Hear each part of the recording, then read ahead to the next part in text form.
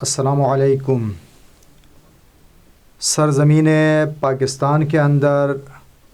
موجودہ حکومت کے لیے زمین تنگ کیا جا رہا ہے، ان کی تنابوں کو لپیٹنے کا سلسلہ شروع ہو چکا ہے۔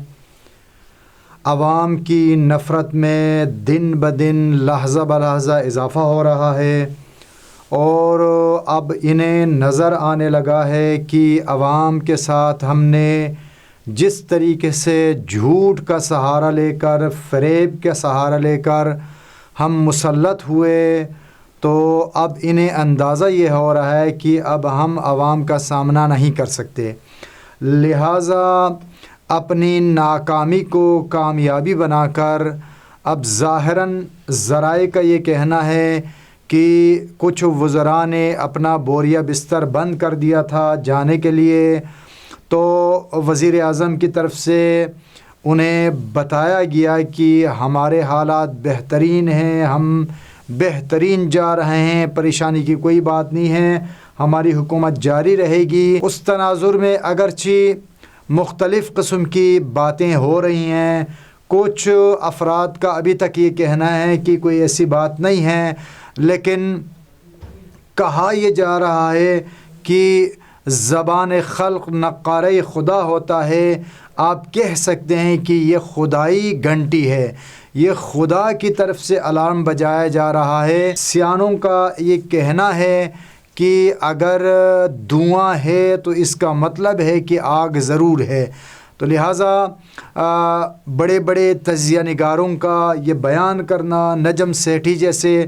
شخصیات جو حالات سے پوری طرح باخبر ہے، ان شخصیات کا یہ کہنا ہماری ملکی اسٹیبلشمنٹ نے یہ فیصلہ کر لیا ہے کہ عمران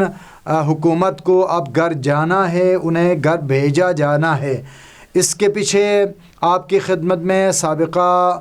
پروگرام کے اندر گزارش کیا تھا کہ سب سے بڑی اس کی وجہ یہ ہے، اگرچہ ہمارے لیے پریشانی کی بات ہے، پروردگار ہماری سرزمین پاک کی حفاظت کرے، لیکن بہرحال کہا یہ جا رہا ہے کہ معیشت اس طرح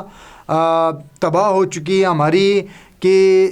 سننے میں آ رہا ہے، ذرائع کا یہاں تک کہنا ہے کہ ہماری جو ایٹمی قوت ہے اس کے ہاتھ سے نکلنے کا خطرہ ہو رہا ہے۔ اس انداز میں ہماری معیشت تباہ ہو چکی ہے، لہٰذا اس وقت ہماری معیشت کو بچانے کے لیے جو مسیحا بننے جا رہا ہے، سننے میں یہ آیا ہے، ذرائع کا یہ کہنا ہے کہ چائنا اس موقع پر ہماری $35 بلین کے ذریعے سے تباہ حال معیشت کو سہارا دینے پر راضی ہو رہا ہے۔ چائنا رضامند ہے، لیکن اس کی شرط یہ ہے کہ $35 ارب کی معاونت کروں گا اگر پاکستان کا حکمران نواز شریف ہوگا۔ تو یہ ان مختلف وجوہات کی بنا پر، جن میں سے یہ ایک بڑی وجہ ہے جس کے سبب بڑی طاقتوں نے اب فیصلہ کر لیا ہے کہ نواز شریف کو واپس لایا جانا ہے، جس کے متعلق آپ کی خدمت میں غالباً میں نے عرض کیا تھا ایک ویڈیو کے اندر کہ ہمارے سینئر تجزیہ نگار عمران شفقت صاحب کے بقول کوئی ہینکی پھینکی عمران صاحب کی طرف سے ہوئی تو ان کے لیے، ان کے استقبال کے لیے مت جیل کو تیار کیا جا رہا ہے۔ یہ ساری صورتحال آپ کے سامنے موجود ہے۔ ملکی صحافت کے اندر صفحہ اول کے صحافی ہیں، ان کا تجزیہ اور ان کے تقریباً سبھی کا بیان اس طرف جا رہا ہے۔ اسی طریقے سے حکمران جماعت کی ان کے جو چہروں کا رنگ اترا ہوا ہے وہ بھی نشاندہی کر رہا ہے کہ کچھ نہ کچھ انہونی ہونے جا رہا ہے۔ بہرحال یہ بہت ساری وجوہات ہیں، ان تمام وجوہات کو سامنے رکھتے ہوئے ذرائع کا یہ کہنا ہے کہ عمران خان کی طرف سے پی ٹی آئی اراکین کو، بالخصوص جو ممبران قومی اسمبلی ہیں، جو وزراء ہیں، ان کو ہدایت ملی ہے کہ ہمارے حکومتی اقدامات کی خوب جو ہے وہ پبلسٹی کیا جائے اور انہیں بڑھا چڑھا کر پیش کیا جائے، اپنے اقدامات کا دفاع کریں، اور حتیٰ کہ تاریخ کا بدترین ظلم پاکستان کی سرزمین پہ منی بجٹ کے نام سے 350 ارب قوم کے کندھوں پہ مسلط کیا گیا، اور ساتھ ہی 200 ارب کے ترقیاتی کاموں کو ختم کر دیا گیا ہے. اس کو بھی کارنامہ بنا کر پیش کیا جانے کا حکم ہے. اور ساتھ میں قومی بینک ہے اس کو IMF کے حوالے کرنے اور اسے وزارت خزانہ کے کنٹرول سے باہر کرنے کو بھی کامیابی قرار دیا جائے. ظاہراً لگتا ایسا ہے جس جھوٹے نعرے کے سہارے یہ ملک پر مسلط ہوئے تھے کہ کشکول توڑ دیں گے، پوری دنیا کے اندر ان کا کشکول پہنچ گیا ہے. تو اس کو بھی انہوں نے اچھا کارنامہ قرار دینا ہے. شاید یہ کہیں گے کہ وہ جو پرانے کشکول تھے ان کو زنگ لگا ہوا تھا، ہمارا کشکول کوئی اچھا کشکول، ہم نے کوئی رنگین کشکول رکھے تھے جسے لے کر ہم دنیا میں بھیک مانگتے تھے. اور اسی طریقے سے جن کا یہ دعویٰ تھا کہ اگر میں وزیر اعظم ہوتا تو IMF کے پاس کبھی نہ جاتا، دفاع یہ کرنا ہوگا کہ وہ جو پہلے IMF کے پاس جاتے تھے وہ بڑے مختصر سے شرائط کے اوپر جاتے تھے. میں IMF کے پاس گیا ہوں تو میں 300 ارب روپے پاکستانی قوم کے کندھوں پر مسلط کر کے جا رہا ہوں. اسی طریقے سے شاید یہ کہنا ہو کہ میں $1 ارب کے لیے پاکستانی قوم کو 5.5 ارب کا عذاب مسلط کرنے جا رہا ہوں، یہ میرا کارنامہ ہے. شاید یہ کہیں کہ وہ پچھلی حکومتیں جو ہے وہ نااہل تھی، وہ چور تھے، اس لیے انہوں نے اسٹیٹ بینک کا سودا نہیں کیا. میں نیک پاک ہوں اس لیے میں نے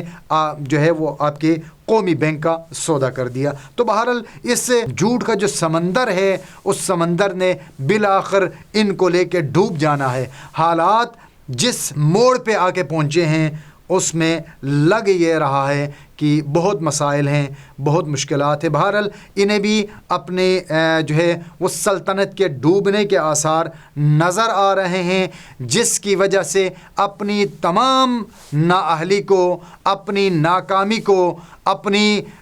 جو بھی ان کی غلط کارکردگی تھی اس غلط کارکردگی کو اور اپنی ناقص جو ان کی حکمت عملی تھی اس کو اچھا کر کے پیش کرنے کا حکم دیا جا چکا ہے. اور ان کو اپنے ہر جو بھی ان کی حکمت عملی تھی اس کے دفاع کے حوالے سے حکم نامہ موصول ہوا ہے کہ اس کے ضمن میں ہو سکتا ہے تمام چیزیں ہوں، جس میں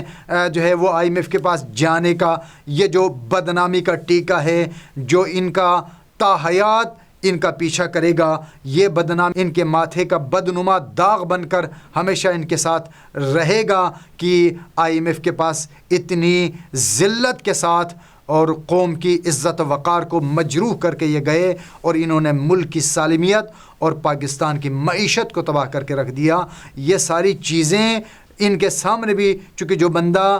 چوری کرتا ہے اسے بہترین انداز میں سب سے زیادہ اسے خود پتہ ہوتا ہے کہ اس نے کس انداز میں چوری کی اور کیا کی سب سے زیادہ. اسی طریقے سے جو حرام کھاتا ہے، جو کرپشن کرتا ہے، اسے یقینی طور پہ پتہ ہوتا ہے کہ میں نے کتنی کرپشن کی اور کہاں کہاں میں نے کرپشن کی. شاید آنے والا وقت جب تبدیلی کا چہرہ دھلے گا تو قوم حیران ہو جائے گی کہ کتنی تباہی انہوں نے بچائی ہے. بہرحال پروردگار ہمارے ملک کی حفاظت کرے. حالات بہرحال کوئی اچھے نہیں ہے. اب اس ضمن میں اپنے آپ کو بچانے کے لیے ہو سکتا ہے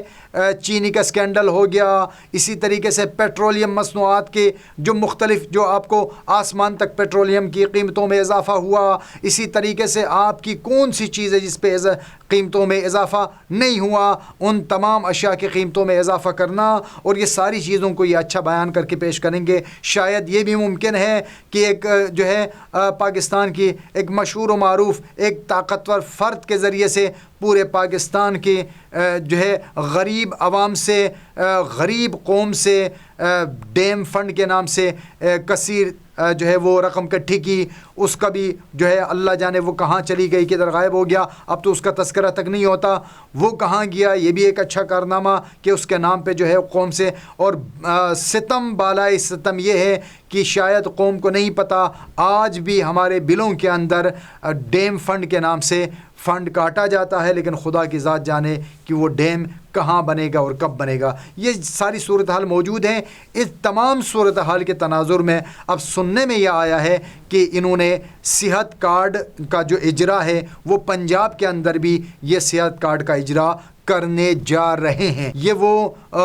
ناکام سسٹم تھا جس سسٹم کو انہوں نے پہلے تجرباتی طور پہ خیبر پختونخوا کے اندر انہوں نے صحت کارڈ کا اجرا کیا تھا، اور اس صحت کارڈ کے علاج کی جو صورتحال یہ ہے کہ وہاں کے مکین خیبر پختونخوا کے باشندے اپنے علاج کے لیے آپ کو پنجاب کے بڑے شہروں پنڈی، لاہور اور دیگر شہروں کے ہاسپٹل میں زیادہ تعداد آپ کو KPK کے افراد کی ملے گی، کیونکہ ان کے اپنے صوبے کے اندر اب وہ سہولیات میسر نہیں ہیں جو کہ سرکاری ہاسپٹل کے اندر انہیں اگرچہ جو ہے وہ گزارے لائق صحیح، لیکن کسی قدر انہیں جو ہے علاج معالجے کی سہولیات میسر ہوتی تھی۔ اب سننے میں یہ آیا ہے کہ سرزمین پنجاب کے اندر بھی یہ صحت کارڈ کا اجرا کرنے جا رہے ہیں، اور بڑی آہ باہ کے ساتھ اور بڑی واہ واہ کے ساتھ اس کا تذکرہ کر رہے ہیں، اور جہاں پہ اتنی ساری ناکامیوں کے اندر انہیں خطرہ نظر آ رہا ہے کہ ہماری حکومت رخصت ہونے والی ہے، ہماری تنابیں لپیٹی جا رہی ہیں، ہمارے گرد جو ہے وہ حصار کو تنگ کیا جا رہا ہے، ہمارے گرد زمین تنگ ہو رہی ہے، لہٰذا اپنی کارکردگی کی بنیاد پر قوم کو خوش کرنے کے لیے بتایا جا رہا ہے کہ ہم جناب پورے پنجاب کے اندر صحت کارڈ کا اجرا کریں گے، اور ساتھ میں ایک نعرہ لگا رہے ہیں کہ جس کارڈ سے غریب بندہ علاج کروائے گا اسی صحت کارڈ سے وزیر اعظم پاکستان بھی علاج کروائے گا۔ اس کو ایک اچھے کارنامے کے طور پہ پیش کیا جا رہا ہے۔ انشاءاللہ اگلی ویڈیو کے اندر بڑی تفصیل کے ساتھ آپ کو اس کے حوالے سے جو ہے چونکا دینے والی حقائق آپ کی خدمت میں پیش کروں گا۔ یہ صحت کارڈ ہے کیا، اس کی اصلیت کیا ہے، اور اس کے پس پردہ خطرناک ترین اور اس کے پس پردہ حقائق کیا ہیں، ان تمام حقائق پر سے پردہ اٹھانے کی کوشش کروں گا۔ پاکستان زندہ باد۔